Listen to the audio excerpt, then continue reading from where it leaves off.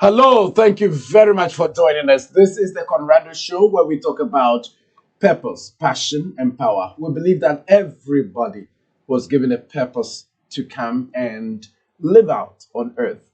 And then apart from that, you need whatever it is that you're doing, be passionate about it. And we also believe that God has given everybody the power to be able to accomplish all their dreams. And that is what we explore on this show. We connect to young people who are doing exceptional things in their spheres of influence. My name is Conrad Kakraba, and this show is brought to you in association with the Conrado Group. We are interested in personal development, education as well. We are interested in mentoring.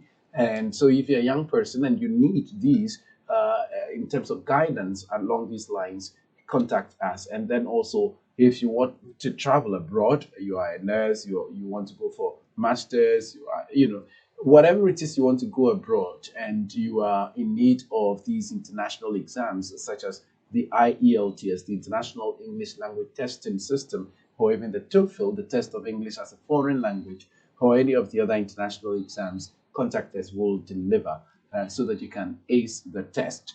You can contact us on 02067 30 38 2. And then also Heritage Christian University College. This is the university of choice. This is a university that is in Amasaman right here in Accra, where Truth TV is located. And we offer programs. In our graduate studies program, we have a 12-month MSc program in accounting and taxation, accounting and finance, and human resource management. And then also in undergraduate programs, we have bachelor's in business administration programs across a broad number of course areas: accounting with computing, accounting, human resource management, business information technology management. We've just introduced entrepreneurship and technology innovation, and logistics and supply chain management. You can also do BSc nursing, information security, and information technology. And then also we have Bachelor of Theology. We have short courses, professional programs as well. And then we also have our media training programs. If you're interested in training in journalism or presentation skills and multimedia, you can contact us 02067 30 38 2. You can go to our website at Heritage Christian College. We'll be right back after this break.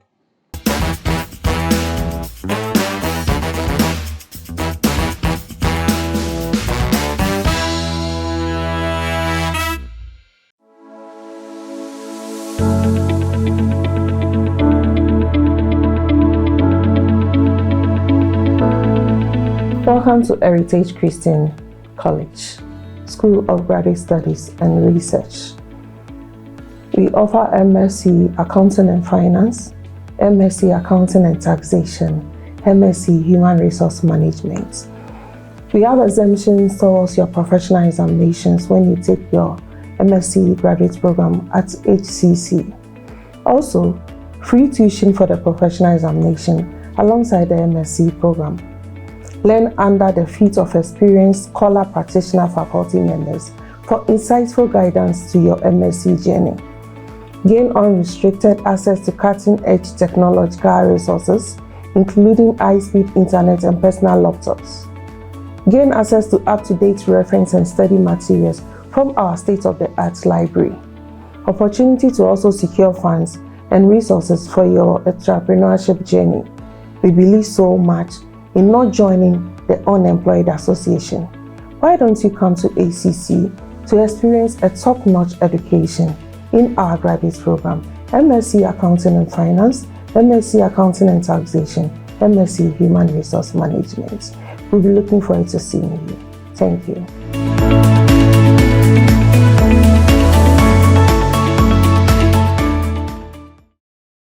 Do you have an interest and passion for the media?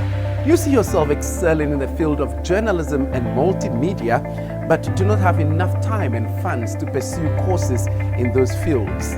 That is why the Heritage Christian College Media Training School was set up to give you an opportunity to train yourself for 4 months and get a 2-month opportunity for attachment at Truth TV. With our state-of-the-art studio and newsroom, experienced friendly lecturers in the field of journalism and conducive lecture halls, we offer students the chance to learn on the job with both practical and theoretical lessons. We offer courses in journalism such as newscasting, show hosting, voice training and phonetics, voiceovers, report filing, and many others. In the field of multimedia, we offer courses in cinematography, video editing, animations, studio management, master control room management, light and sound engineering, set design, graphic design, photography, and social media management. We offer intensive one-week courses in communication essentials for professionals. We have both weekday and weekend courses. We are located behind Amasaman Stadium in Accra. Heritage Christian College Media Training School gives you all the tips you need to succeed in the world of communication.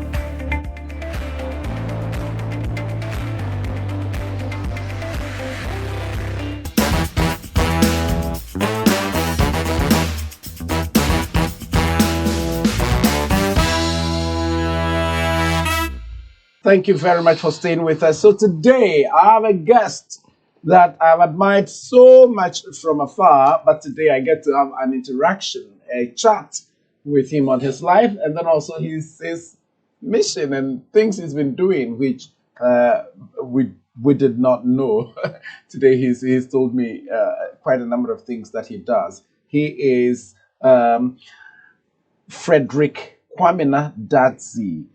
He's a business and social development consultant, a public speaker, trained and experienced facilitator, a professional events MC, and a politician with over 14 years of senior management experience in applying the volunteer-led development model. He has had excellent working relationships with international volunteers from Canada, US, and a number of other countries. And he's also a livelihoods coach. You know, he's been instrumental in the research and development of youth livelihoods projects that was undertaken in 5 countries around the world. And then also, he is currently the General Secretary of the Great Consolidated Popular Party. You know the party, right? Yeah, domestication. Mm-hmm. And he's also a Director of Logistics Movers and Operations Manager for e-tron Services. Yes, so he's normally called Citizen Ato Dadzie in political circles.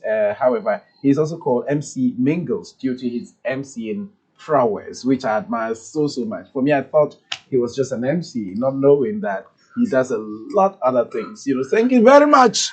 All right. Citizen Ato Dadzie.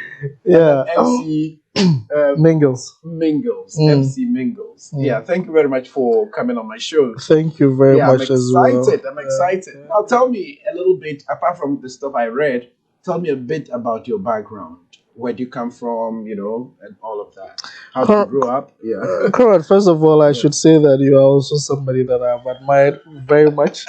From all the days of GTV until I actually got to know you, a member of the Church of Christ and all that. So it's a pleasure to be here. And thank you for inviting me for this show. I'm a proud Winnebarian. I was born and bred in Winneba. I went to then we call it ATTC, Advanced Teachers Training College. Had the primary and junior high school. Now we call it Unipra because it's now a university practice. And we had the South Campus and North Campus.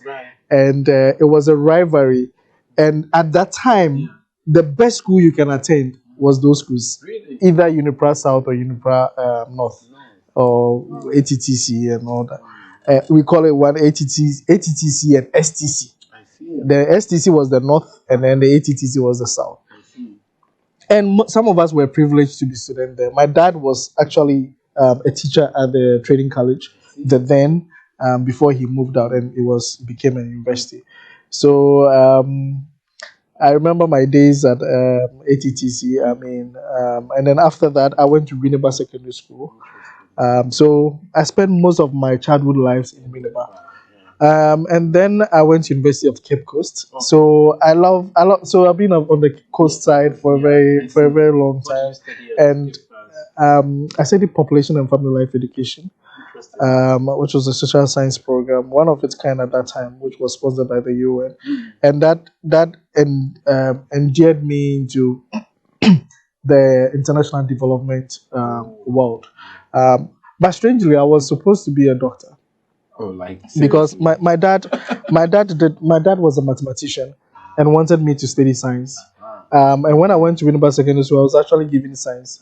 But then at that time, your name could appear in two different programs. So my name also appeared in science and appeared in visual art. But I saw the visual art first.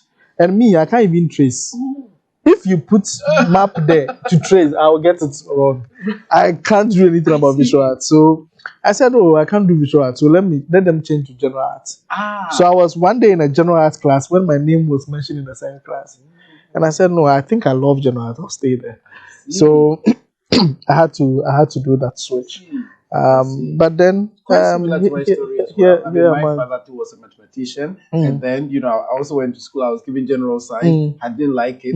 For me, it couldn't be changed immediately, and so I had to stay and then repeat myself in Form 1 to go to the arts class, general arts. That's my story. Yeah. Well, yeah. So it was an interesting blend. But then I think after school, and one thing is that growing up, I was the child who would always stand up for my siblings. How Because many are they? we are three. Okay. 3 in total. I'm the last born, and I'll call myself the unplanned child because my parents decided to give birth to 2. And in a situation where my dad even planned the names to give them. So my senior brother is Sylvester, and my senior sister is Sylvia. So Sylvester and Sylvia, and they are like a year apart, so they look like twins. And I came after 7 years when they had forgotten that it's possible to give them. Then I just appeared. So my dad was not sure how to name me. He didn't plan. Really? So last minute he gave me his name. So Frederick Kwamina Dadzie is my dad's name. So I'm supposed to be Junior. But I don't like the name Junior. So I decided to change my Kwamina, which is I don't have any supporting document for it. So my everything official is Frederick Kwamina Dadzie. But I never called myself Frederick Kwamina Dadzie. I called myself Ato Dadzie to make me a little bit different. And when I got to a certain point, I said, well, when you say Frederick Ato Dadzie, I don't like the Frederick. I want to take off. So I was calling myself Ato Dadzie. Then when I went into politics a bit, anytime I did something and they publicize it, the Nana Ato Dadzie, so it will go to him. The credit, they will pick his picture as if he said it and all. I said, no, I need to carve out something that would be identifiable to me. And as somebody who speaks and what I intend doing, speak what the people feel and what they do, I decided to call myself Citizen. So that's why I have the Citizen Ato Dadzie. Wow, then you've battled a number with your name. Yeah. I see. You see, it's good to unravel all of these things, And so, how did you get into logistics management? So, like I said, I worked in the NGO sector for 15 years, 16 years of my life. When my mom died in 2018, I got a little bit depressed. So I decided to stop everything I was doing. Really? Resign from my job. I decided not to do. At that time, I don't know. I went blank a little bit. This is a part not everybody knows, and because I don't think my wife even thinks about it that happened. Because she didn't get it. I'm not sure she understood what was going on. Happening? But now I look back and I think my mom's death affected me more than I even thought it would. Really? Because at some point I prayed for my mom to die. Yes, because she was sick. And I was like, oh, Daddy, take this woman later. Really? But then when she still died, it still hit me that hard. So after everything, I said, okay, what do I want to do? I want to get into business.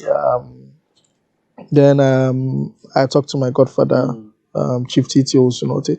We had a discussion about it, and then I decided that, okay, no, I think this is the way to go. And he was already in that logistics field and transport field. I was like, okay, let's do something which is not I feel there wasn't a lot of it in town, so we thought of that, and he came up with something that he saw outside the country, which others were doing, which was more of relocation services. So if you need any services from moving your offices or moving your home, we'll come pack everything up and transport it. Just as you want it. Yeah, and that's what you Yeah. specialize in. Yes. So that's what logistics movers is about. I see. So that is how come I got into that field. Yeah. And what about the Yetron? So Yetron is an advertising agency which is into outdoor advertising. So all billboards. So most of the billboards that you probably might be seeing in town, yes, it's Yetron services. Wow.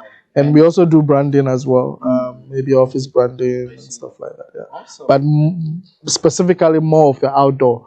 So media signs, billboards. Yeah. Great. And then, what do I am seeing? Because that's what I have known you for.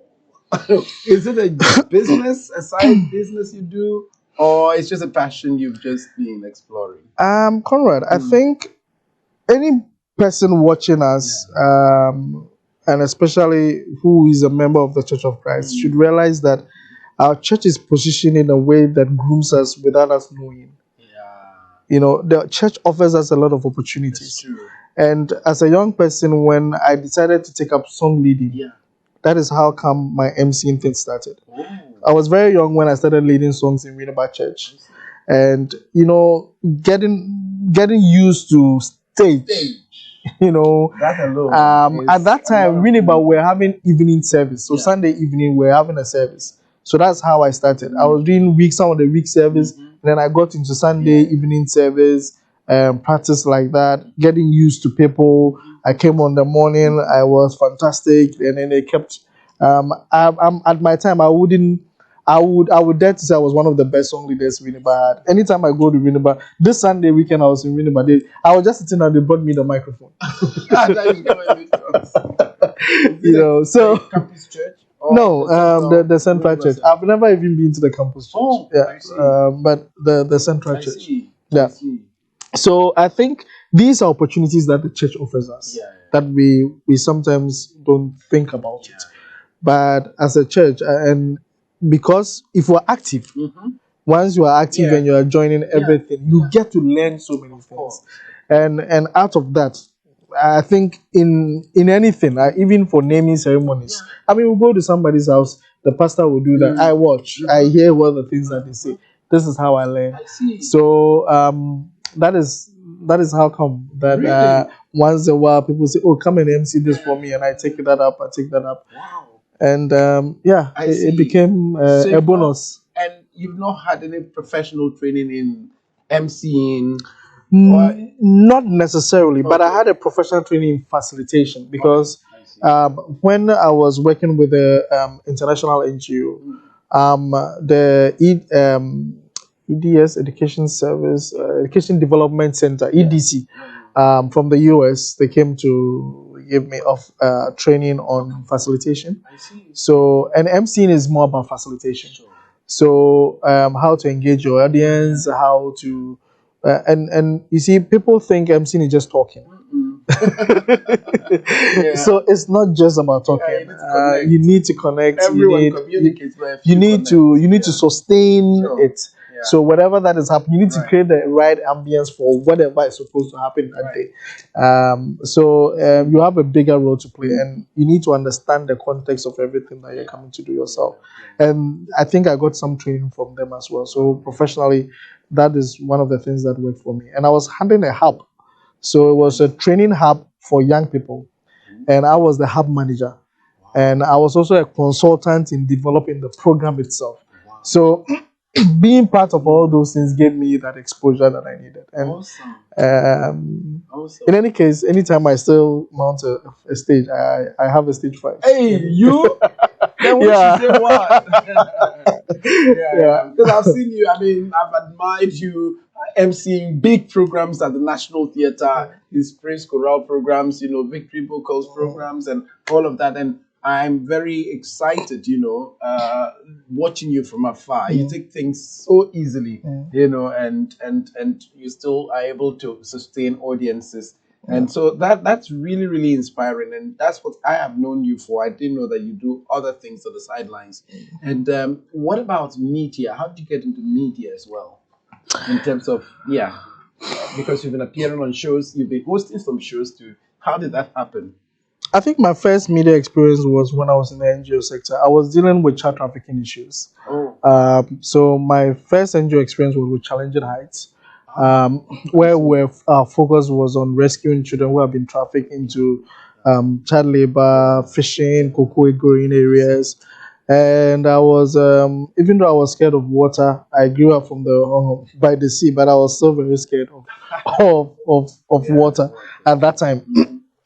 I was still traveling maybe sometimes 2-3 hours from water, looking for kids, and where they are fishing and all that. Yeah, around the AG and all those areas, Bakango, these areas. And I used to live on the water for like 2 weeks because there are islands on the water that sometimes I could go there, stay there for 2 weeks, disguise myself. So this is a nice job. We've been doing it and not thinking that we're investigative.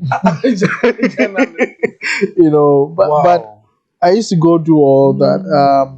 And I think all those experiences added on to what I had to deal with. So with those experiences, I got sometimes we have to do video documentaries. And those video documentaries would mean that I have to get used to the camera and all those things. I see. Then there were once a while that you get interviewed by the media, and then you have to go and talk about child trafficking issues. So I started that with my NGO experiences. Even when I was doing the hub, I was on GTV several times to talk about the youth hub and all that.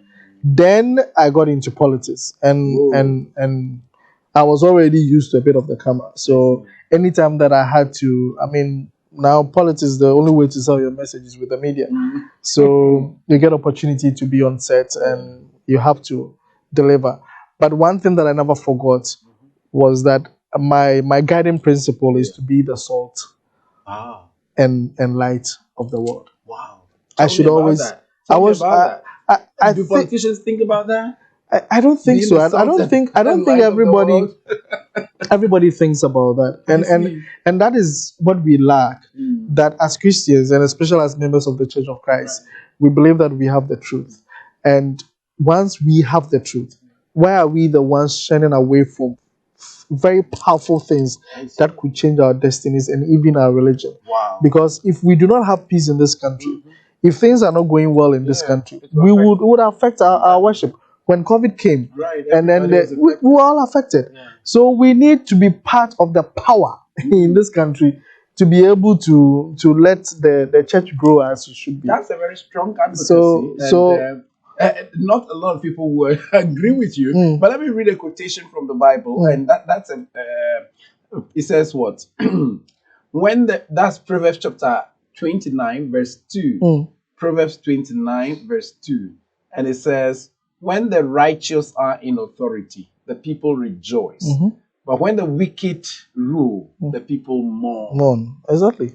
And so, talking about the Christian youth and politics, people have asked me this question severally. Whenever I go for speaking engagements, the young people are interested in knowing my position on this issue. And I always refer them to this quotation, that if the righteous are in authority, if the righteous rule, the people, will be happy. People will rejoice. There will be prosperity and all. But if we say that, politics is a dirty game and we will not get into raid, then who should get into raid and make it right and rule and help our system? So I would like you to share some thoughts on that. You are the general secretary of a political party, the Great Consolidated Popular Party, GCPP. Why did you get into raid? I have a very interesting story how I got into politics, because as a member of the Church of Christ, I never thought of politics. I never dreamt that I would ever be in politics.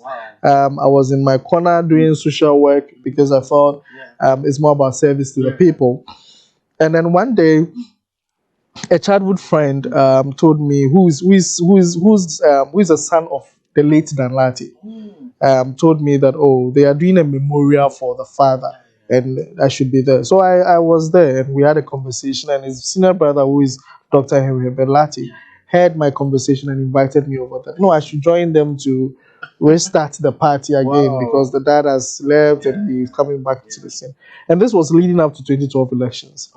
So that was when I was engaged to join as a member of the party. And I was still at the background just helping with paperwork and all that.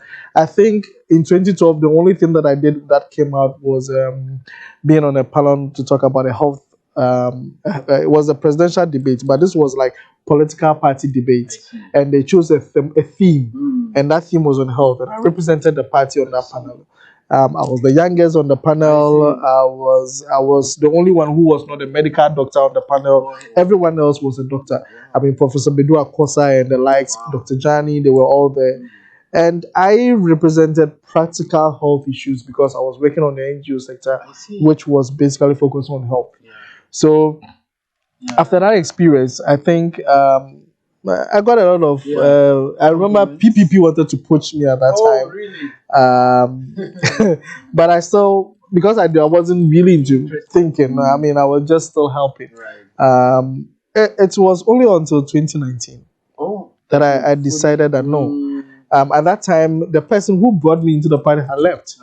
Our general secretary also had died. They had appointed me, and one man who had been a general secretary for all these years, who was the vice president, has also left. So I decided to step forward and put the party back on track and put it back on the ballot paper, because 2016 we didn't qualify. So that was when the name Citizen Dadzie started gaining prominence, and that was when I started taking more effort.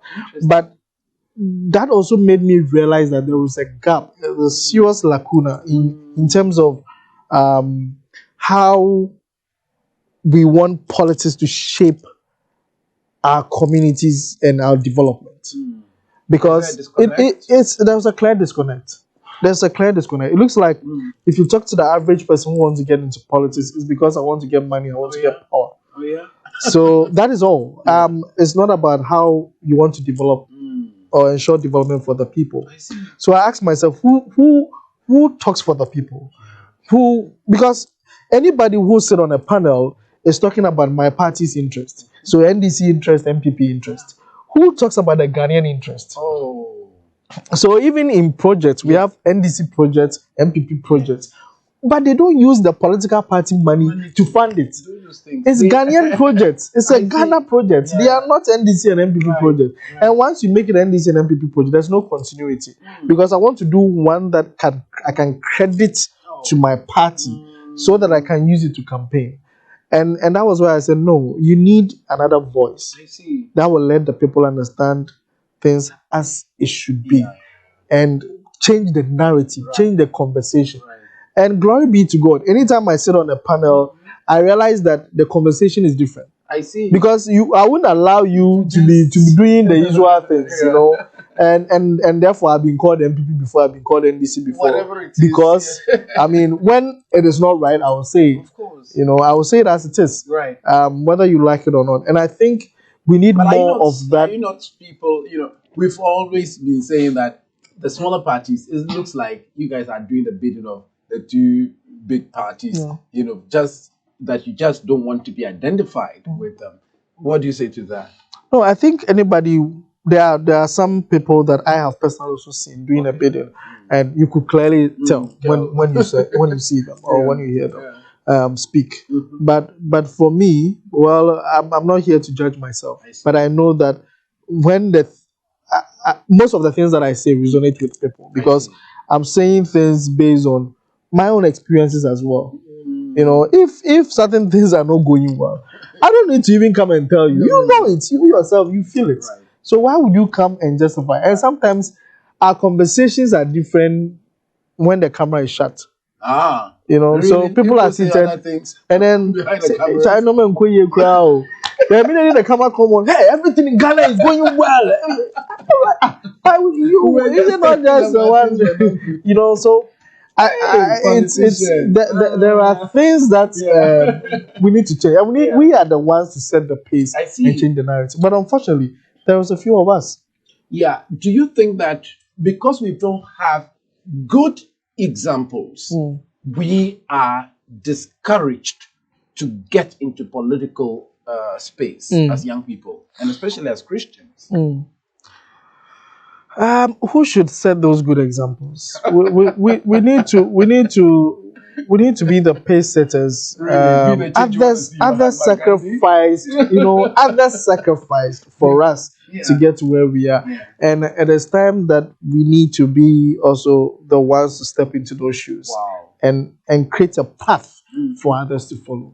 Interesting. And I hope that one day other members of churches of Christ will get into politics and will say, and I will be happy that we say, oh, we saw what Atu was doing and we realized that it is possible.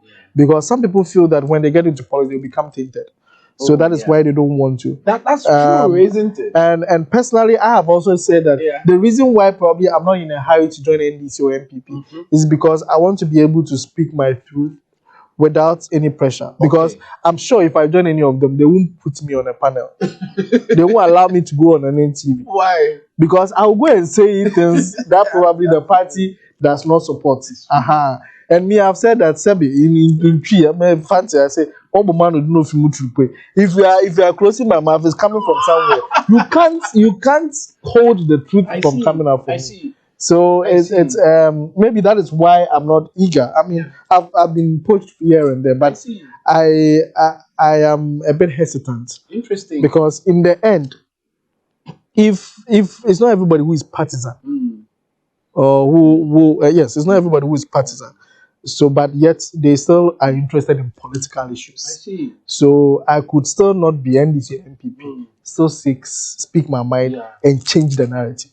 In the end, we should be the ones setting the agenda and not wait for NDC and MPP to be setting the agenda for us. If not, we will not go anywhere. Political parties like yours benefit, basically, when you know that in the upcoming election, it doesn't look likely like you're going to win.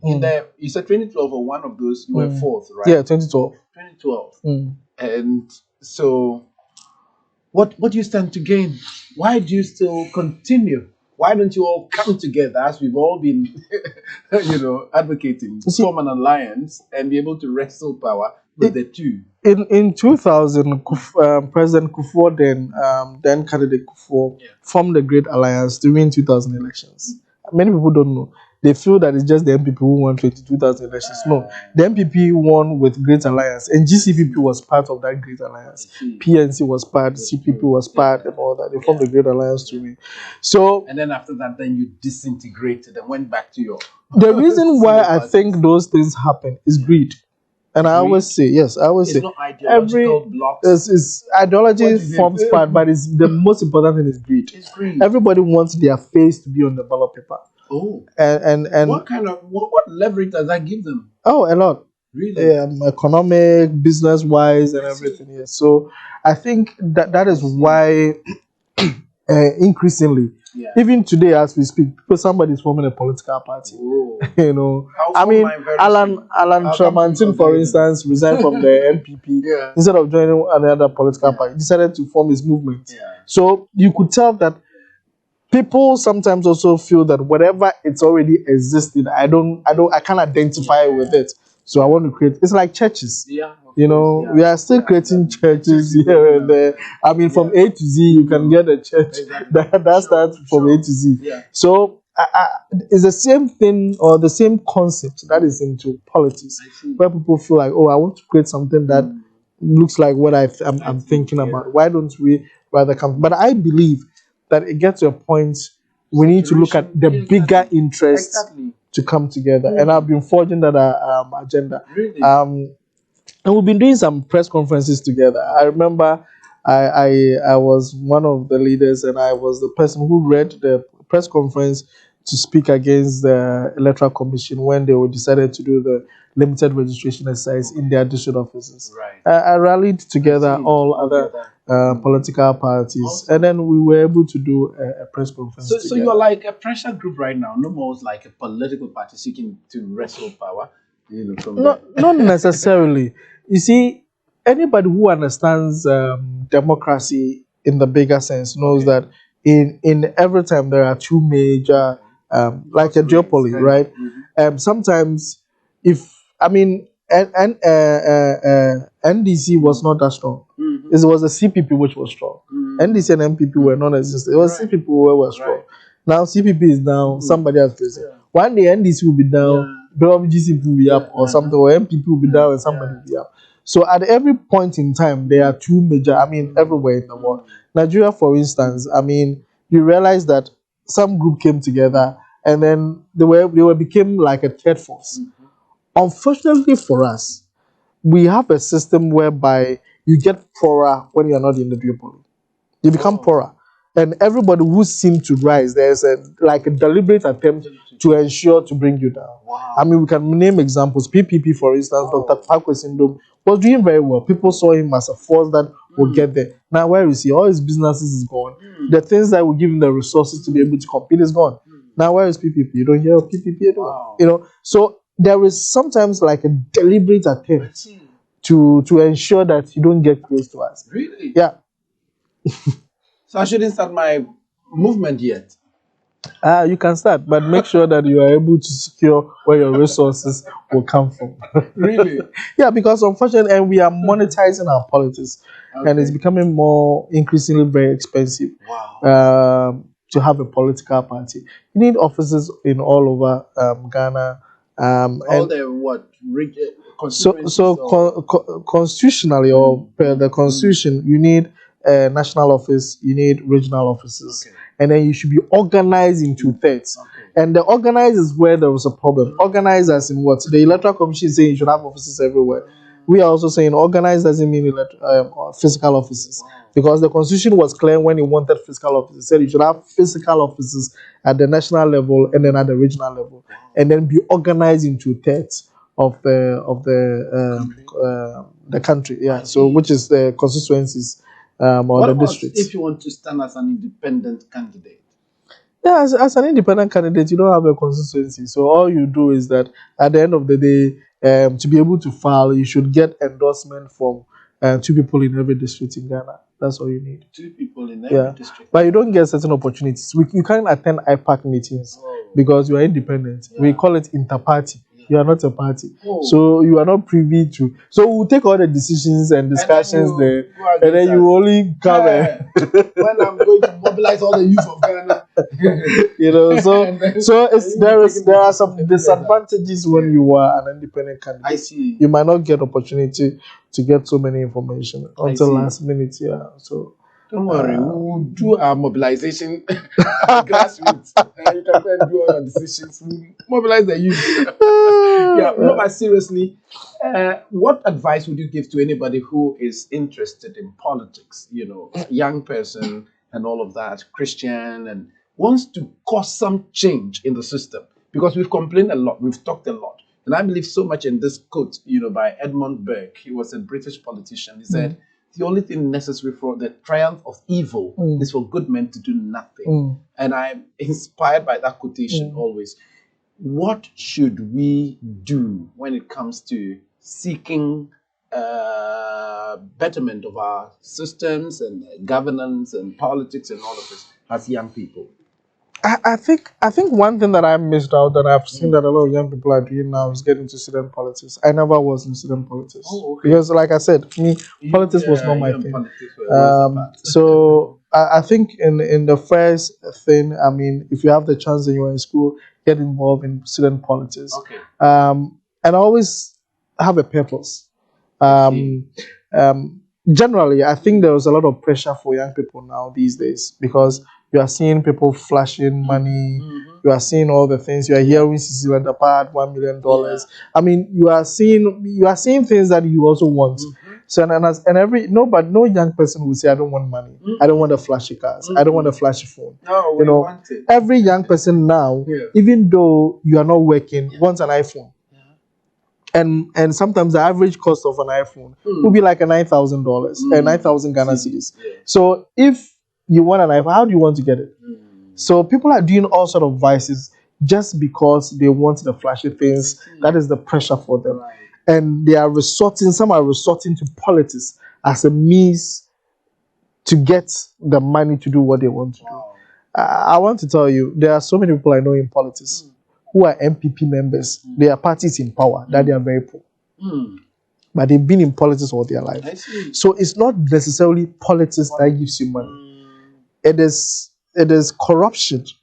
It is all the bad things that sometimes can give you money. I see. So don't be fooled to think that once you get into politics you have money. No, I see. it's not like that. And for me, you can also do the right things and get money. Oh, great. So don't say that, unless you do the bad things that you can get the money. Yes, it's true that the money might not come the way.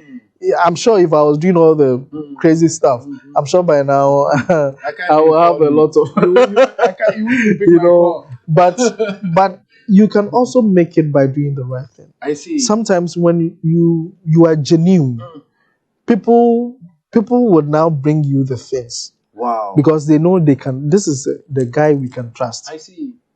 I see. I don't want to speculate, but I've even heard that sometimes some of the positions they say, when they name it, so this person is too much party person.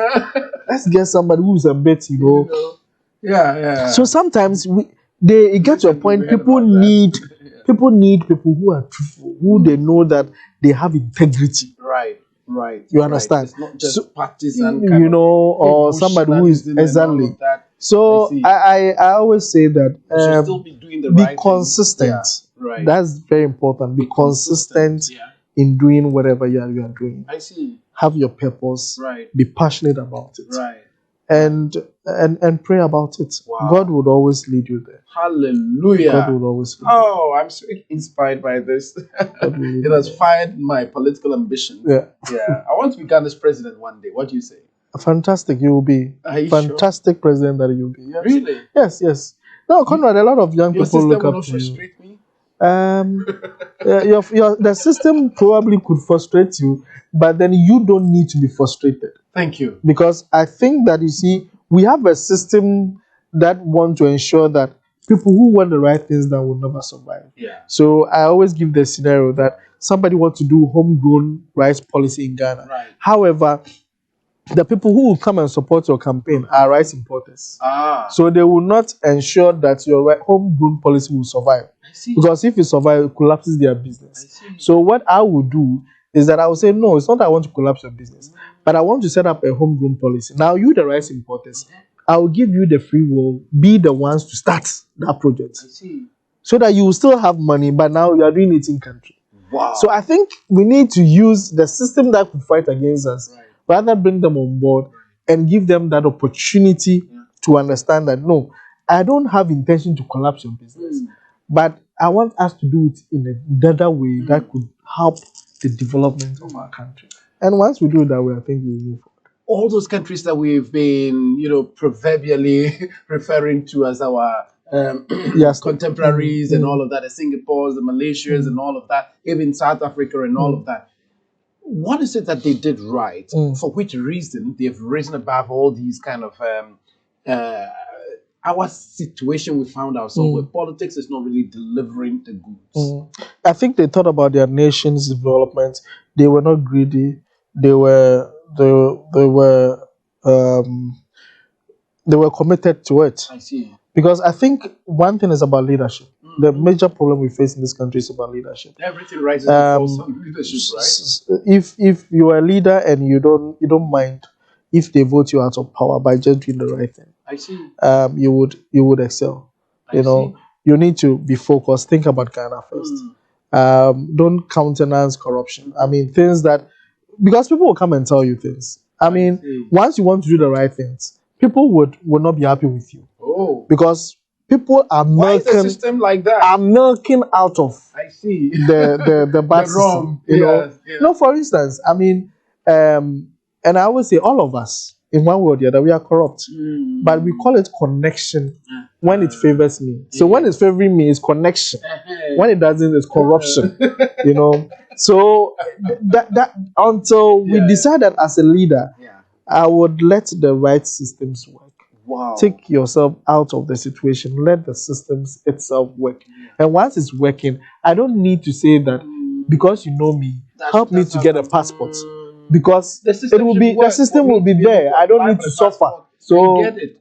Exactly. So we But should because just the do system is not working and there's long queues, I will come to you find a that way to help just- me Yes. to jump the queue. You know, so Oh, Lord, these have are the mercy systems upon that us. we Yeah. need to put in place. And let's love Ghana. Let's be patriotic. I mean, I'm sure when we're very young and we're growing up, we saw how people were a little bit patriotic.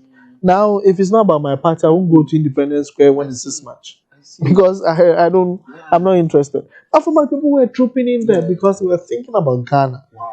Now it's not about that. It's about my party, and I think our 4 years thing. It's also not helping helpful, us. huh? It's not helping us. That's my thoughts. I feel. But you I think feel that if somebody's not doing it right, should we allow the person to continue beyond the 4 no, years? it's not about continuation. Okay. I think that the time is very limited, because 4 years, if you think about it, we use the first year to probably set up the government. Yeah. They don't do nothing, anything serious, and now setting up. Second year, they'll come and tell you that the previous administration had messed up, so we need to tighten your belts. Oh yeah. Then the third Yeah, year, Brazilian you start seeing something happening.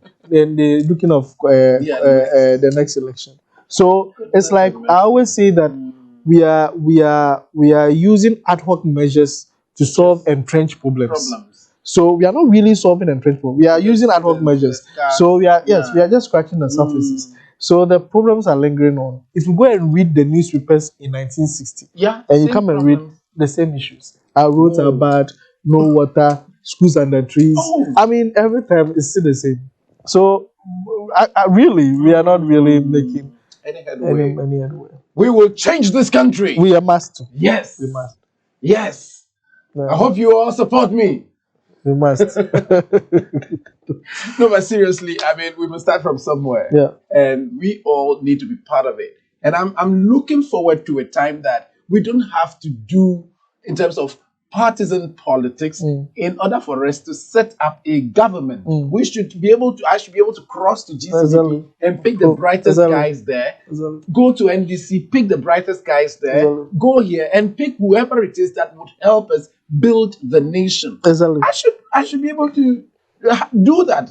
But if we still have these, political ideologies blocking our paths to success and governance, then of course we don't have. But Conrad, why can't we pick two young people from all the parties and take them to somewhere like India to do IT, so that when they come and one of our parties form government, we can rely on those two people that we took there to be our ministers of communications or technology. Why can't we do it?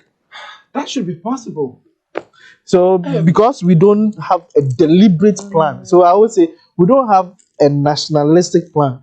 We have political party manifestos ruling this country. So all the scholarship beneficiaries must come from. I mean, you must submit the names of your people. Your party people. Deliberate. We should be deliberate about it. That we are grooming these cohorts that they need to take over at this particular time. Wow. And if we are being deliberate about it, we will realize that we are finding the right pegs for the right holes. But nowadays, I mean, we pick some ministers and everything about them, you realize that they won't fit into this portfolio. Atul, thank you. Citizen Atul, thank you very much. This has been an inspiring conversation. We need to have it again, like some of that from other angles, some other time. It's been inspiring, hosting Citizen Atul Dadzie right here. And I'm very, very excited that he's hit right on some of the key things that we've been focusing on: purpose, passion, and power. Because purpose, everybody has one, but you need to also discover yours along the line through a lot of things. And as he's mentioned, how he was able to find himself in all that he does, and then also passion, whatever it is that you find to do it with all your might. And then power, everybody has got some power within them. Whatever you choose to use yours for, that's your own, cup of tea. But God has granted you the ability, the power, the enablement to be able to influence, impact, and be able to lead. And you need to be able to use it very effectively. So this show was brought to you in association with the Conrado Group and then Heritage Christian University College. Thank you very much for being our audience today. Same time next week. Join us again. Bye for now.